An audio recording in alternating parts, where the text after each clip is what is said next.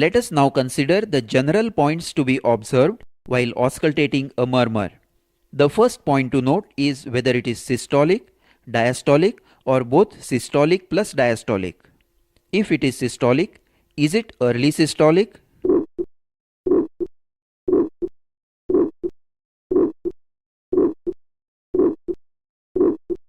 Mid or late systolic?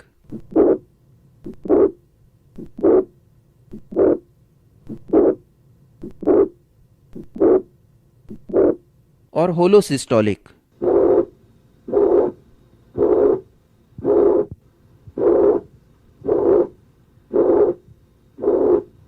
If diastolic, is it early diastolic?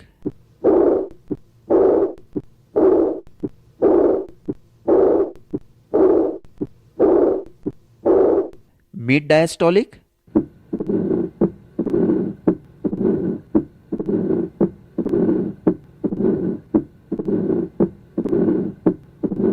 Or late diastolic?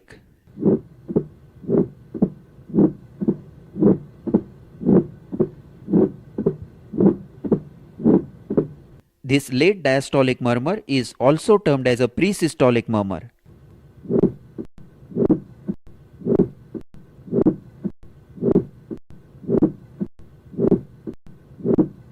The second point to note is the site of maximum intensity over the precordium and the transmission or propagation of the murmur.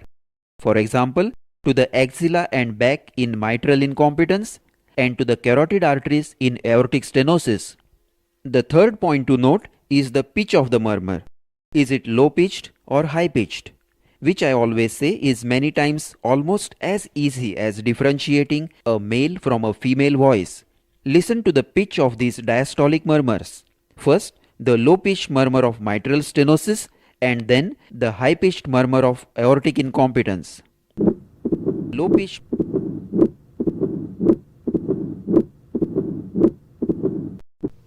high-pitched.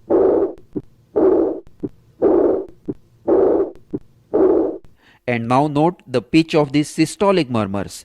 High-pitched in mitral incompetence,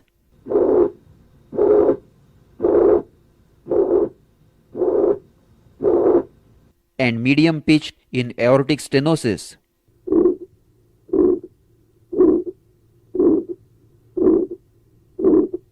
The fourth point to note is the grading of the murmur as per its intensity. The systolic murmurs are graded from 1 to 6, with grade 1 being very faint, auscultated only with the help of special tests as after exercise, to grade 6 being heard even without a stethoscope.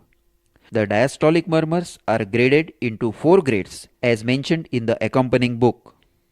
The fifth point to note is the variation in the intensity of the murmur from its beginning to its end. For example, is the intensity constant throughout the duration of the murmur?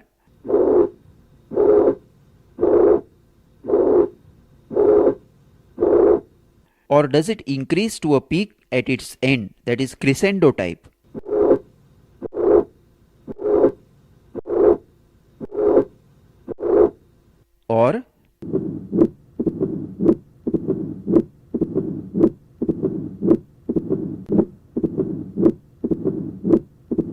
Or does it decrease gradually to its end, that is decrescendo type?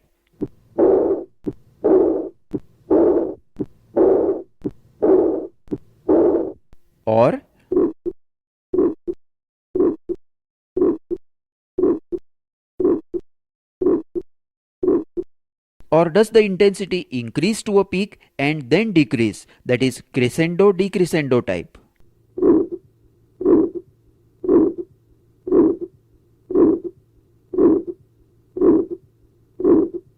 The last point to note is the effect of respiration and exercise. The right-sided murmurs are accentuated by inspiration, while the left-sided murmurs are unaffected by respiration or may be accentuated by expiration.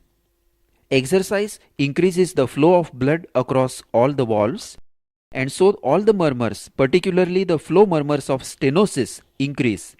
So this must be made use of in faint and doubtful murmurs to confirm their presence. Now let us begin with the study of the 4 common murmurs, mitral stenosis, mitral incompetence, aortic stenosis, and aortic incompetence. At this stage, pay attention only to the location of the murmur, whether systolic or diastolic, and the pitch of the murmur, whether low pitched or high pitched. First, the normal heart sounds.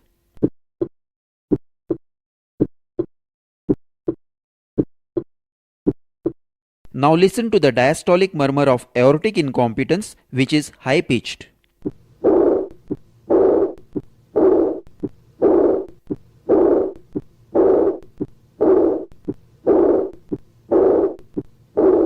Now the systolic murmur of mitral incompetence, which is also high pitched.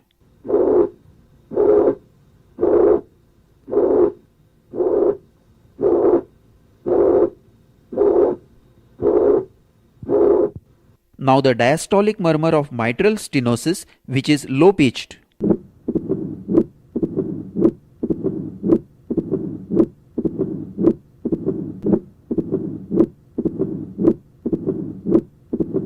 And lastly, the systolic murmur of aortic stenosis, which is low to medium pitched, rough and harsh.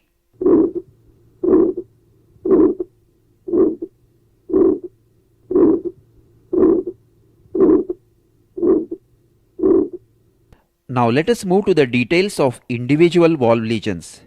Mitral regurgitation or mitral incompetence. Mitral regurgitation is characterized by a high-pitched blowing murmur extending throughout the systole, that is pansystolic or holosystolic, best heard at the apex with the diaphragm of the stethoscope.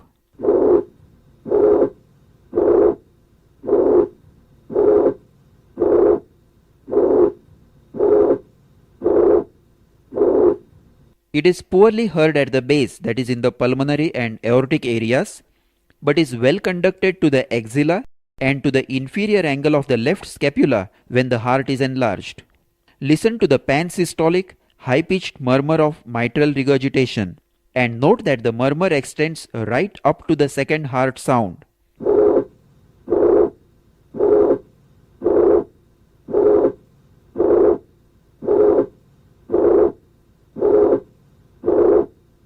With increasing degree of mitral regurgitation, a third heart sound may be heard at the apex, followed by a short mid-diastolic rumbling murmur due to increased flow from the atrium during diastole.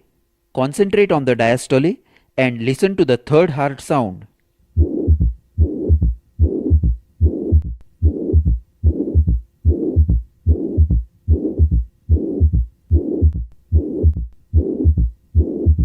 Listen again for the third heart sound in severe mitral regurgitation.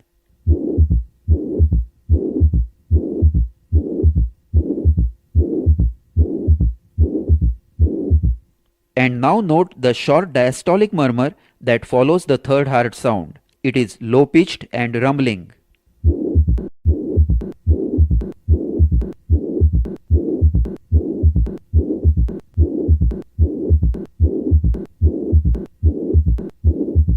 The murmur of tricuspid regurgitation is similar but best heard at the left sternal border and is louder during inspiration. Note the respiratory variation. Inspiration, expiration, inspiration, expiration. In case of mitral valve prolapse following myocardial infarction, there is a mid-systolic click followed by a high-pitched murmur of mitral regurgitation.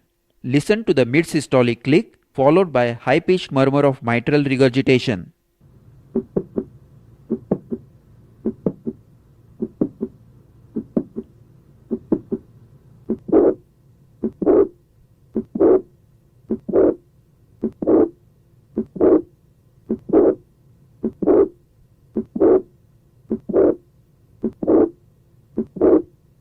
If the mitral regurgitation is due to ruptured chordae tendineae, the murmur may be very loud and very harsh.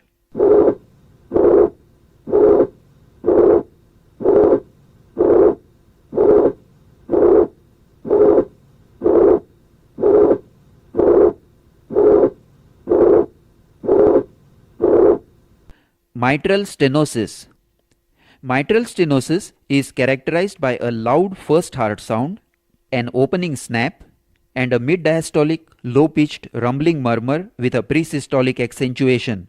It is heard best with the bell of the stethoscope in the apical area with the patient in left lateral position.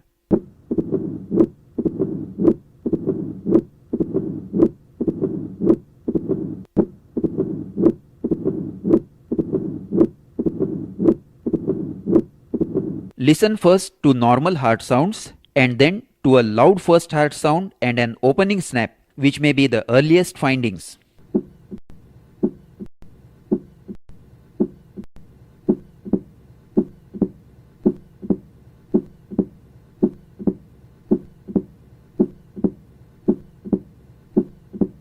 And now the mid-diastolic murmur without pre-systolic accentuation.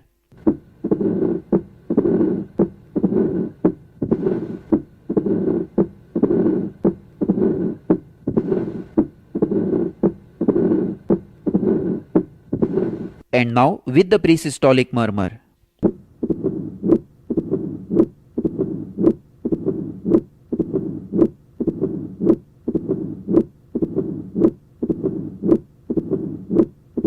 Sometimes only the pre-systolic murmur may be present in early mitral stenosis.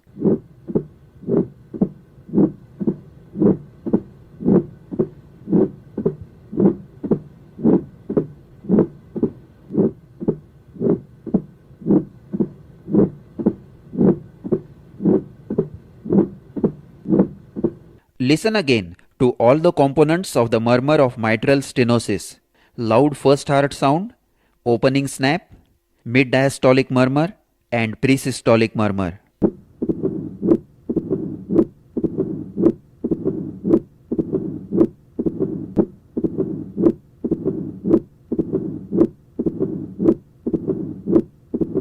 If the heart rate is fast, the mid-diastolic murmur and the pre-systolic murmur will merge into each other.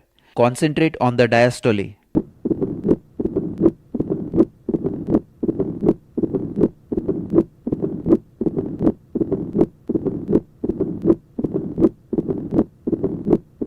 Mitral stenosis is often complicated by atrial fibrillation.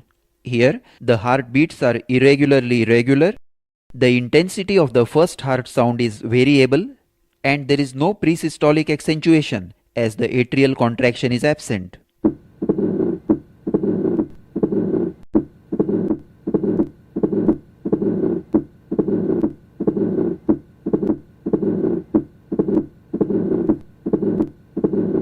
Compare this with the sounds heard in pure atrial fibrillation without mitral stenosis.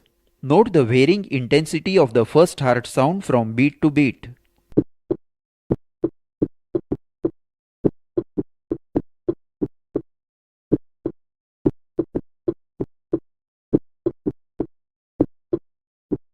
Now atrial fibrillation with mitral stenosis.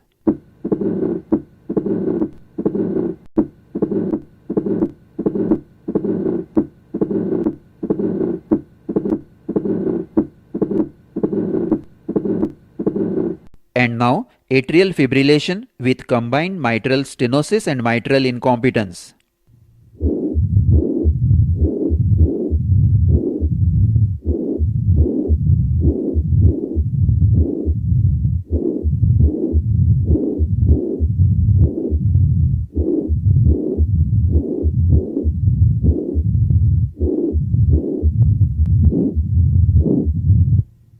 The murmur of tricuspid stenosis is similar, but is best heard over the tricuspid area and its intensity varies with respiration.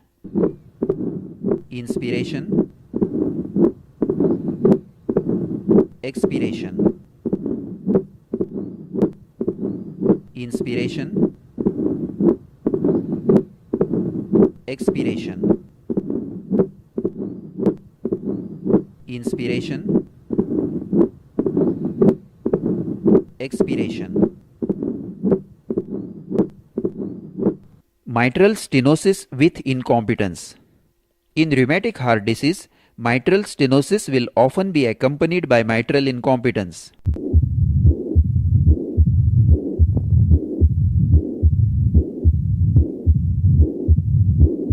Listen to the diastolic murmur of mitral stenosis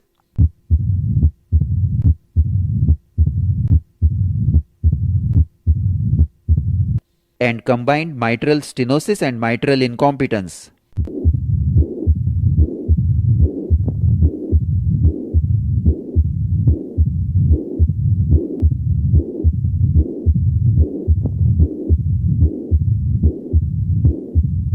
Aortic stenosis.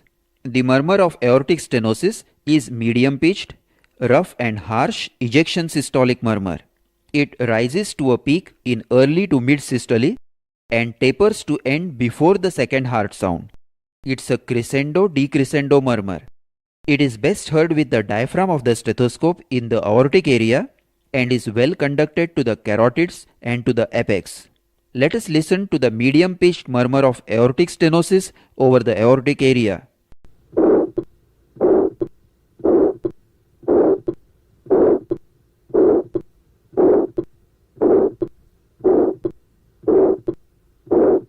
Note again that the murmur ends before the second heart sound and that the A2 is well preserved.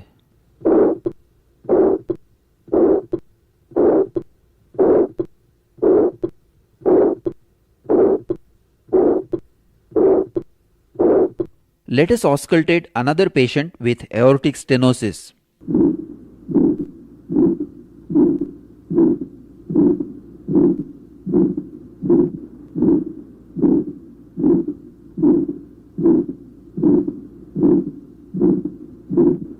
Let us compare this ejection systolic murmur with the holosystolic murmur of mitral regurgitation. First, the murmur of aortic stenosis and then the holosystolic murmur of mitral regurgitation. Aortic stenosis,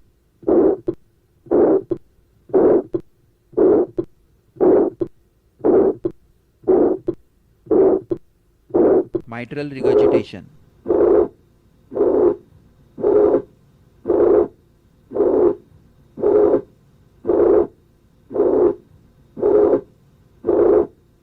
As the aortic stenosis increases, the murmur becomes harsher, its peak comes later in systole, and A2 becomes soft or absent. Note that now S2 is not clearly heard.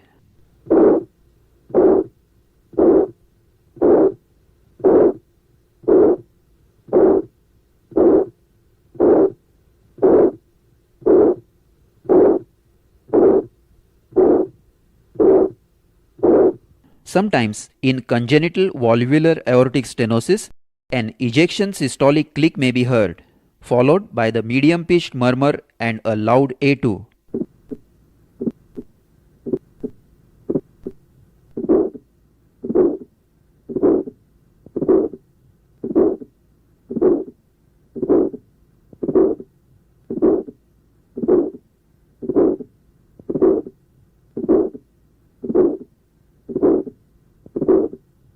Compare it with the mid-systolic click followed by high-pitched murmur of mitral valve prolapse.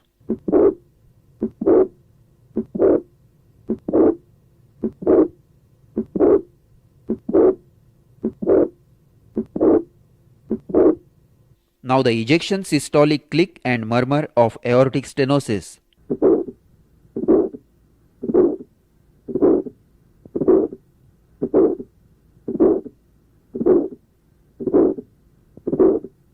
The murmur of pulmonary stenosis is similar to aortic stenosis but is best heard in the pulmonary area, increases on inspiration, and the second heart sound is widely split with a soft and delayed P2.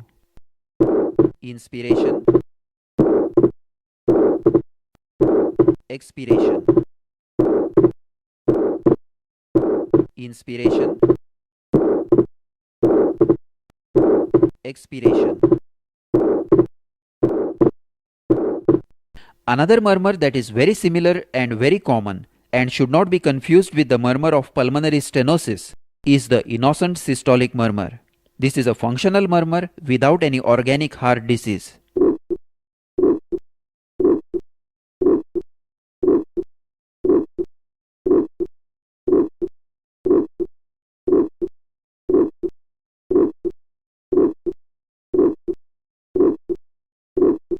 The points to note are: innocent systolic murmurs are faint, medium pitched, and of short duration, ending around mid systole.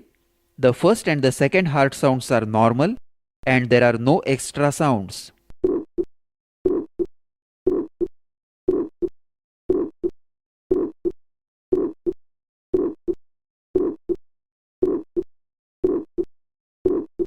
Sometimes the innocent systolic murmurs have a musical quality.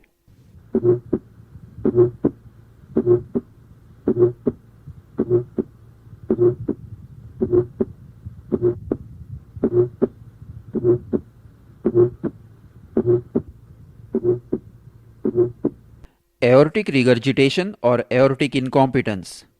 Aortic incompetence is characterized by a high-pitched, blowing, early diastolic, decrescendo murmur, heard best with the diaphragm of the stethoscope along the lower left sternal border. It is maximum in the third left intercostal space with the patient sitting and leaning forwards.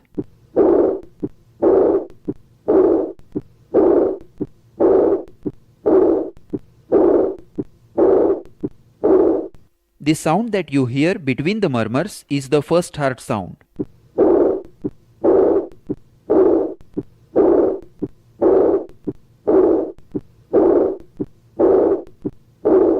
The murmur begins with the second heart sound and gradually tapers to end in mid-diastole.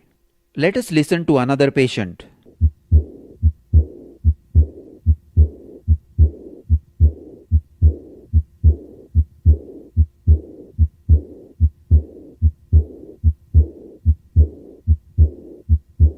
In mild aortic incompetence, the murmur may be very faint and heard only in the sitting position with the patient leaning forwards.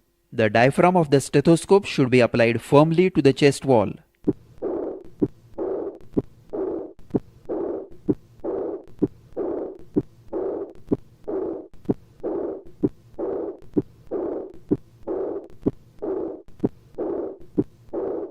In severe aortic incompetence, there may be a systolic murmur due to increased flow across the aortic wall without actual narrowing.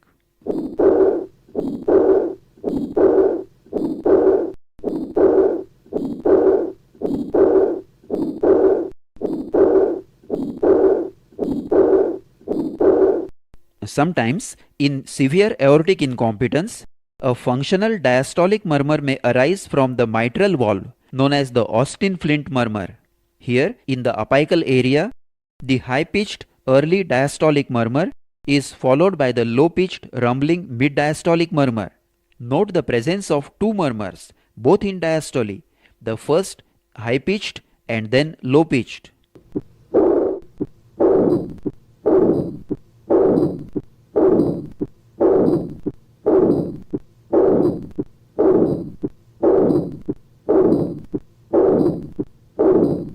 Two murmurs, both in diastole, first high-pitched, then low-pitched.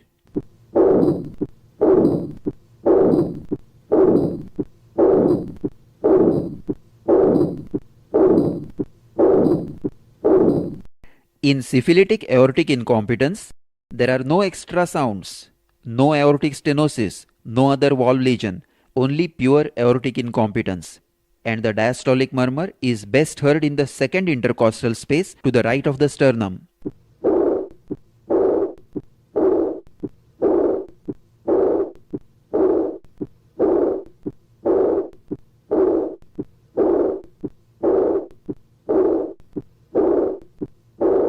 In rheumatic heart disease, aortic incompetence is often accompanied by aortic stenosis.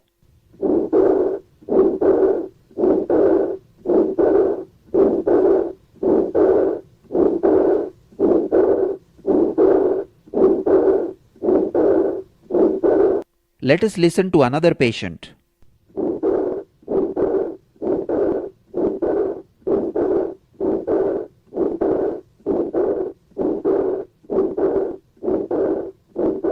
Listen again, first to the murmur of aortic stenosis, then a combined lesion, then only aortic regurgitation. Aortic stenosis,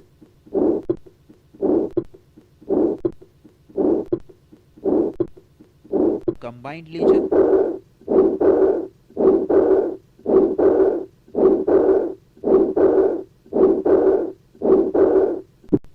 aortic regurgitation,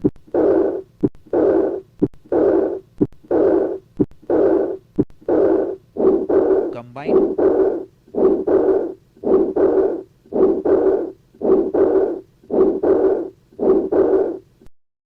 atrial septal defect.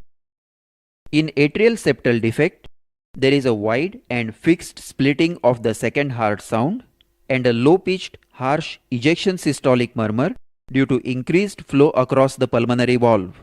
It is best heard over the pulmonary area with the bell of the stethoscope.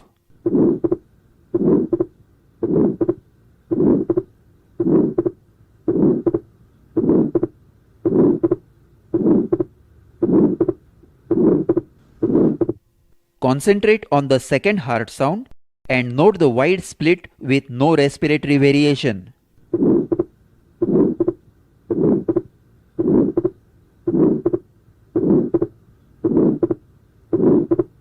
And now note the low to medium pitched murmur which ends before the second heart sound.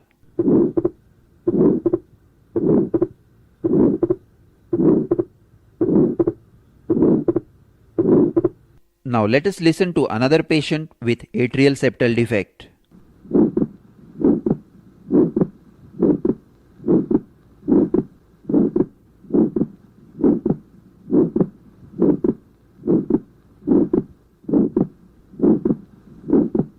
In large defects, a mid-diastolic murmur due to increased flow across the tricuspid wall may be present.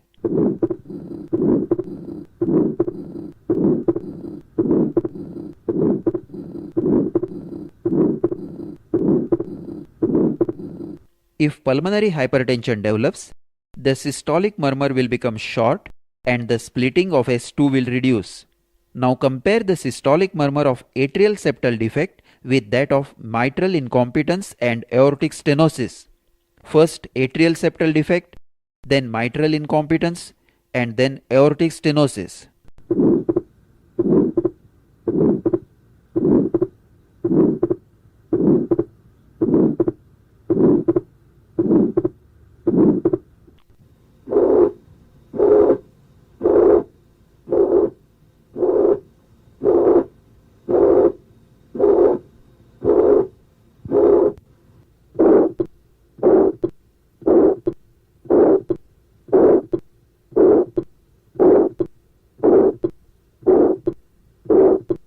Atrial septal defect, mitral incompetence, aortic stenosis, ventricular septal defect. The murmur of ventricular septal defect is loud, high-pitched, hollow systolic, best heard with the diaphragm of the stethoscope in the left, third and fourth intercostal spaces.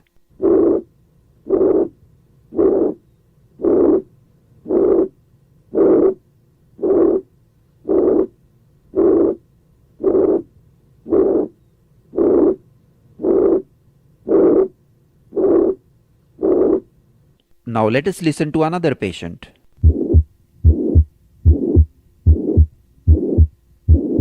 Note that the murmur reaches the second heart sound.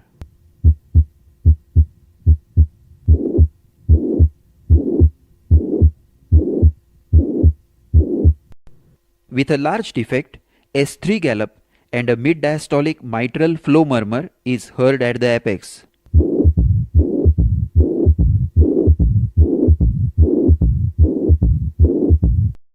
Let us now revise and compare all the systolic murmurs that we have studied so far. First, the hollow systolic murmurs. Ventricular septal defect in the fourth left intercostal space.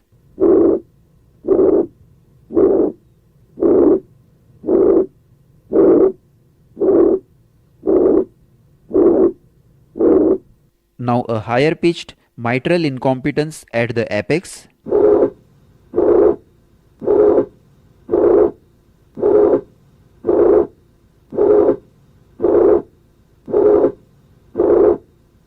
Now the medium pitched ejection systolic murmurs. First, atrial septal defect.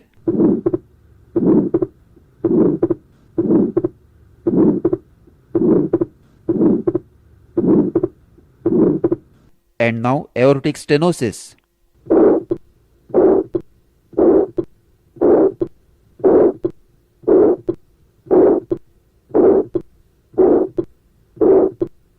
Lastly, we will turn our attention to the continuous machine-like murmur of patent ductus arteriosus.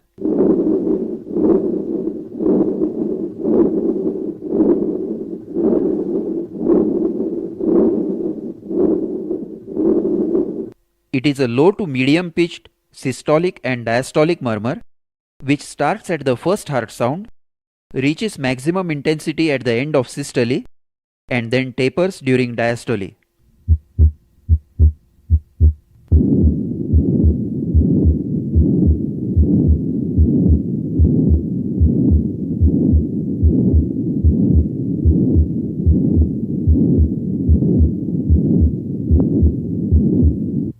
Though patent ductus arteriosus is a congenital condition, the typical continuous murmur appears only after the age of 3 years.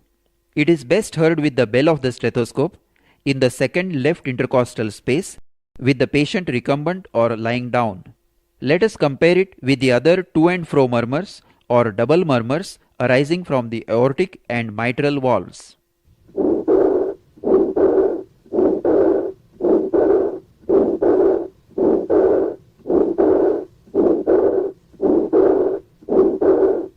That was the murmur of aortic stenosis with aortic incompetence. Second,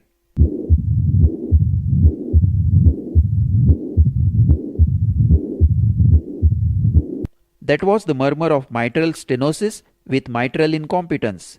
And third,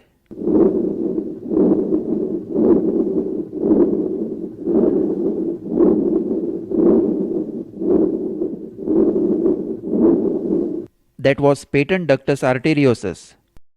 Pericardial rub. Pericardial rub is a rough, grating or scratching sound heard in acute pericarditis due to the rubbing of the inflamed and roughened visceral and parietal layers of the pericardium. It has two components, presystolic due to atrial contraction and systolic due to ventricular contraction.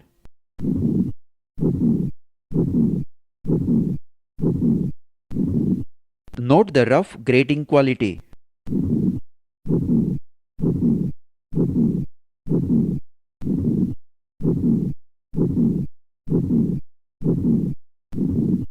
Sometimes there is a diastolic component corresponding to the rapid filling of the ventricles.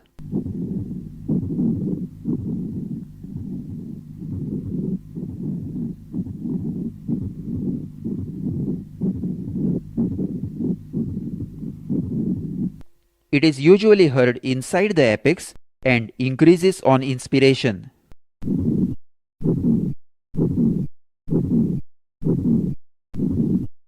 By now, we have listened to a variety of commonly occurring sounds and murmurs arising from the heart. Let me remind you once again that this armchair medicine will not make a good clinician out of you. It's only an aid to achieve that goal.